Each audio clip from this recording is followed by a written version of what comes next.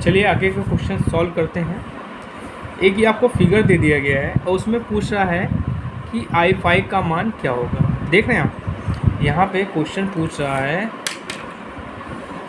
ये क्वेश्चन देख रहे हैं आप, यहाँ पे I5 का मान पूछ रहा है। ठीक है, चलिए इसको सॉल्व करते हैं। देखिए, इसको फिगर थोड़ा बना लेते हैं पहले।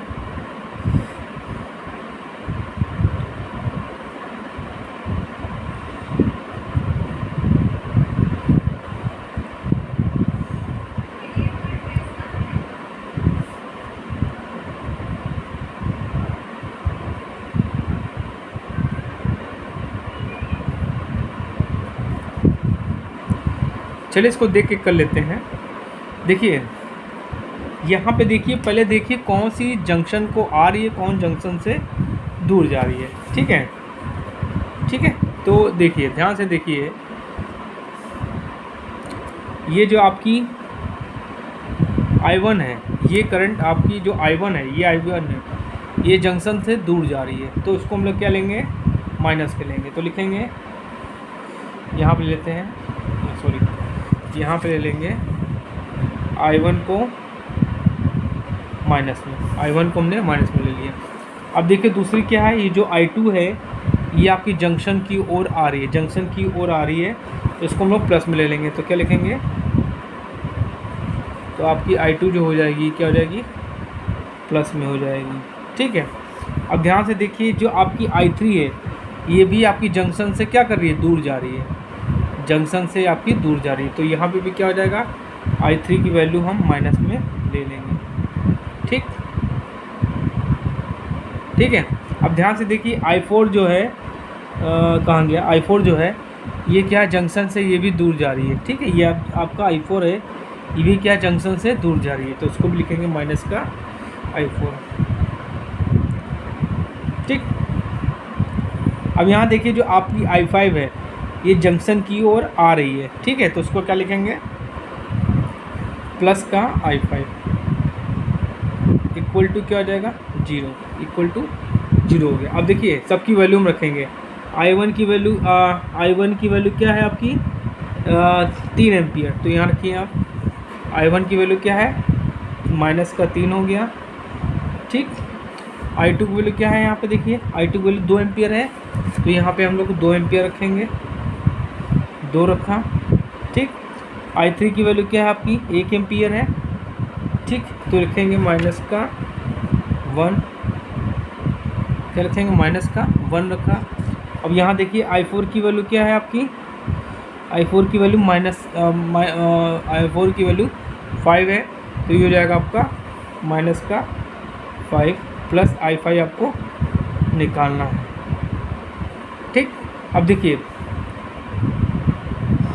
ये माइनस का 1, माइनस का 5, माइनस का 6, माइनस का 6 और माइनस का 3, माइनस का 9, माइनस का 9 में से आप प्लस का 2 घटा देंगे तो क्या आ जाएगा, माइनस का 7 आ जाएगा, प्लस I5 आ जाएगा, इक्वल टू 0। तो अगर हम I5 की वैल्यू निकालेंगे तो क्या आ जाएगा, 7 एम्पियर। तो बच्चों इसमें आंसर क्या हो जाएगा आपका, 7 एम्पियर। ठीक है, 7 एम्पियर आपका राइट आंसर है। चलिए अगला क्वेश्चन देखते हैं। कह रहा है, दिए हुए चित्र में शाखा में धारा का मान ज्ञात कीजिए। ठीक है, तो इसको सॉल्व करेंगे। ठीक है, तो इसको सॉल्व आप लोग करके बताइएगा, नहीं होगा तो मैं बताऊंगा। ठीक है, चलिए अगला क्वेश्चन देखते हैं।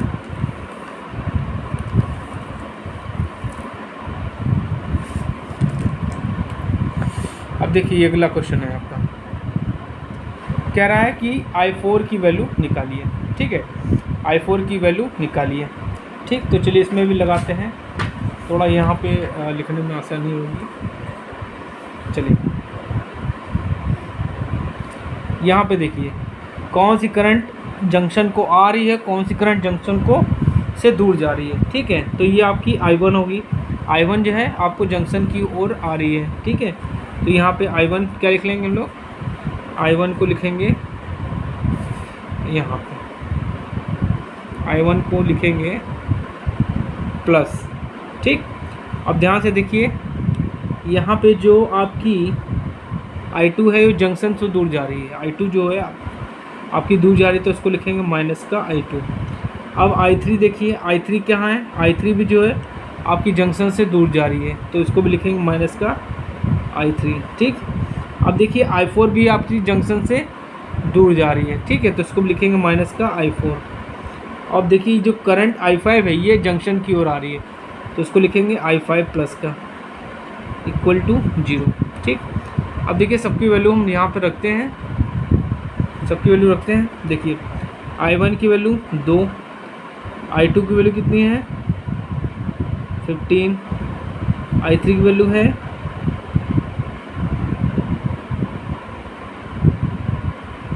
माइनस का 1 हो गया। ठीक, I4 की वैल्यू है, I4 आपको निकालना है, और I5 की वैल्यू है 20 इक्वल टू 0। ठीक, चलिए इसको सॉल्व करते हैं। तो देखिए 20 और 2 22 माइनस 16 I4 इक्वल टू 0। तो 22 में से 16 गया, आपका कितना होता है 6, तो I4 की वैल्यू कितनी आ जाएगी 6 एम्पियर। ठीक है, I4 की वैल्यू क्या आ जाएगी 6, तो बच्चों इसमें आंसर क्या हो जाएगा आपका 6 एम्पियर। ठीक है, चलिए अगला क्वेश्चन देखते हैं।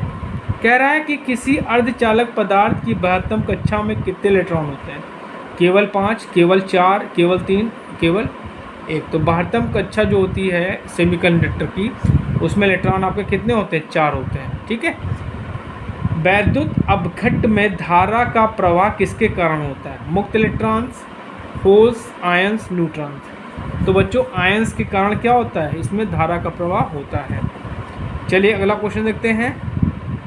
कूलाम्ब के नियम अनुसार दो आवेशों के बीच लगने वाला बल दोनों आवेशों के गुणनफल के समानुपाती होता है। ठीक है, ठीक है, दोनों बीच की दूरी के वर्ग के व्युत्क्रमानुपाती होता है। ठीक है, और निर्वात की परम वैद्युतशीलता पर निर्भर करता है। तो बच्चों ये तीनों ऑप्शन आपके सही हैं, तो इसमें आंसर क्या हो जाएगा, उपरोक्त सभी। चलिए अगला क्वेश्चन देखते हैं। विद्युत बल रेखाएं खत्म होती धनावेश से शुरू होकर ऋणावेश पर, ऋणावेश से शुरू होकर धनावेश पर, अनियमित इनमें से कोई। तो जो विद्युत बल रेखाएं होती बच्चों वो क्या होती, धनावेश से शुरू होकर ऋणावेश पे खत्म होती हैं। ठीक है, चलिए अगला क्वेश्चन देखते हैं। किसी खोखले चालक के अंदर विद्युतीय क्षेत्र की तीव्रता होती है, इकाई होती है, शून्य होती है, समान होती है, अनंत होती है, असमान होती है। तो बच्चों क्या होती है, शून्य होती है। ठीक है, चलिए अगला क्वेश्चन देखते हैं। विद्युत धारा एक राशि है, सदिश अदिश कहा नहीं जा सकता, कभी सदिश कभी अदिश। तो बच्चों ये आपकी धारा की कोई दिशा निश्चित नहीं होती है, तो ये आपका क्या है, अदिश है। ठीक, अगला क्वेश्चन देखते हैं। निम्न में से कौन सा चालकता का मात्रक है, ओम है, ओम जो है आपका प्रतिरोध का है, फैराड, फैराड जो होता है आपका धारिता का होता है, हेनरी तो होता है वो इंडक्टेंस का होता है। तो बच्चा क्या, साइमन। तो साइमन आपका सही आंसर है। चालकता का और एक मात्रक होता है जिसको बोलते हैं हम लोग महो।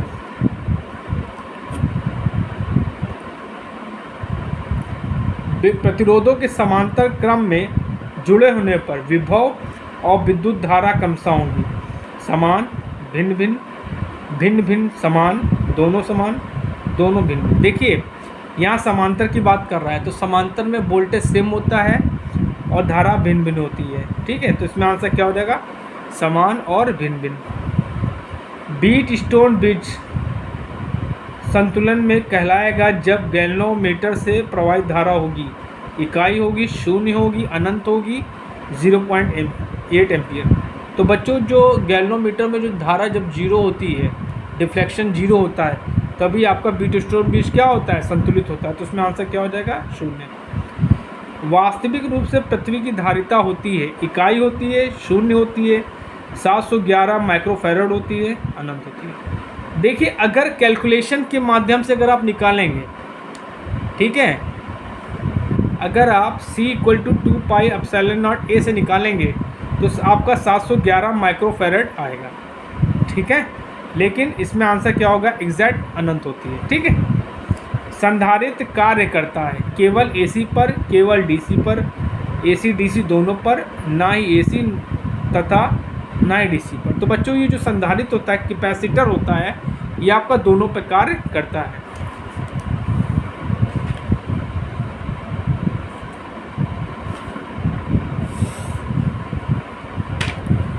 किसी वस्तु का परावैद्युत स्थिरांक हमेशा होता है 1 से कम होता है, 1 से अधिक, 1 के बराबर 0। तो क्या होता है, हमेशा 1 से अधिक होता है। एक वोल्ट ऑफ ट्रेड यूनिट किसके बराबर होता है? 3.6 इंटू 10 की पावर 5 जूल, 36 इंटू 10 की पावर 5 जूल,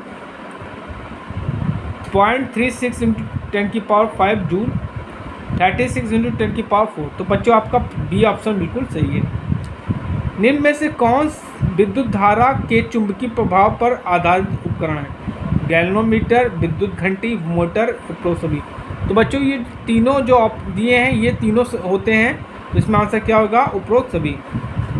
एक आदर्श अमीटर का प्रतिरोध होता है, शून्य होता है, इकाई होता है, अनंत होता है, धारा पर निर्भर करता है। तो बच्चों क्या होगा? शून्य होगा। ठीक है। किरचॉफ का प्रथम नियम किस राशि के संरक्षण पर आधारित है? संवेग, ऊर्जा, वोल्टा, विद्युत धारा। तो जो आपका प्रथम नियम है वो क्या है? विद्युत धारा पे आधारित है। ठीक है। और इसको ये भी पूछ सकते हैं किसके संरक्षण पर आधारित है? तो ये आपके आवेश संरक्षण पे आधारित होता है। ठीक है। गैल्वेनोमीटर को वोल्ट मीटर में तब्दील करने के लिए जोड़ते हैं श्रेणी में निम्न प्रतिरोध, समांतर में निम्न प्रतिरोध, श्रेणी में उच्च प्रतिरोध, समांतर में उच्च प्रतिरोध। तो बच्चों इसमें आंसर क्या होगा? श्रेणी में उच्च प्रतिरोध। सही संबंध बताएं। धारिता इक्वल टू आवेश अपॉन विभव, धारिता इक्वल टू आवेश इंटू विभव, विभव इक्वल टू आवेश इंटू धारिता, आवेश इंटू धारिता। देखिए Q इक्वल टू CV होता है, Q इक्वल टू CV होता है। ठीक। तो अगर हम यहाँ C की वैल्यू निकालेंगे क्या होगा? Q बाई V होगा। Q क्या होता है? आवेश होता है। V क्या है आपका? विभव। तो आपका पहला ऑप्शन बिल्कुल सही है। धारिता एक राशि है, सदिश अदिश कहाँ नहीं जा सकता, कभी सदिश कभी अदिश। तो बच्चों ये होगी आपकी अदिश। ठीक। किसी चालक में चार्ज के गति होने की दर को कहते हैं? वोल्टेज, आवेश, विद्युत धारा, विभव। तो बच्चों क्या कहते हैं? विद्युत धारा था, मतलब आवेशों के प्रवाह की दर को विद्युत धारा कहते हैं। तो इसमें आंसर क्या होगा? विद्युत धारा। वह बल जो विद्युत को चलाता है कहलाता है? विद्युत धारा, प्रतिरोध, विद्युत वाहक बल, आवेश। तो बच्चों इसमें आंसर क्या होगा? विद्युत वाहक बल, मतलब विद्युत को ले जाने वाला। ठीक है। किसी बंद परिपथ में वोल्टेज और विद्युत धारा का अनुपात रहता है, बदलता है, समान होता है, बढ़ता है, घटता है। देखिए ये जो अनुपात की बात ये कह रहे हैं, तो ये अनुपात का नियम इन्होंने दिया था ओम ने। किसने दिया था? ओम ने। मतलब वोल्टेज और धारा का अनुपात क्या होता है? नियत रहता है। तो इसमें आंसर क्या होगा? समान। ठीक। अच्छा, मीटर जो विद्युत धारा मापता है कहलाता है? वोल्ट मीटर, हाइड्रोमीटर, ओम मीटर, अमीटर। तो देखिए वोल्ट मीटर जो होता है वोल्टेज नापता है, हाइड्रोमीटर आपका स्पेसिफिक ग्रेविटी नापता है, ओम मीटर आपका रेजिस्टेंस नापता है। तो इसमें आंसर क्या होगा? अमीटर। मीटर जो वोल्टेज नापता है कहलाता है? टेकोमीटर क्या होता है? स्पीड नापता है। एम्पियर मीटर मतलब, ठीक, वोल्ट मीटर, ओम मीटर। तो बच्चों इसमें आंसर क्या होगा? Volt meter. वोल्ट मीटर को हम हमेशा लाइन के पैरेलल में कनेक्ट करते हैं, और जो अमीटर होता है इसको हमेशा सीरीज में कनेक्ट करते हैं। मीटर जो प्रतिरोध मापता है? अमीटर, टेकोमीटर, वोल्ट मीटर, ओम मीटर। तो ओम मीटर जो होता है हमेशा रेजिस्टेंस नापता है। प्रतिरोध का मात्रक है? ओम है, ओहा है, वोल्ट है, एम्पियर है, मिली वोल्ट है। तो प्रतिरोध का मात्रा आपका ओहा है। ठीक है। तो बच्चों नेक्स्ट क्वेश्चन आगे डिस्कस हम लोग करेंगे। Thank you.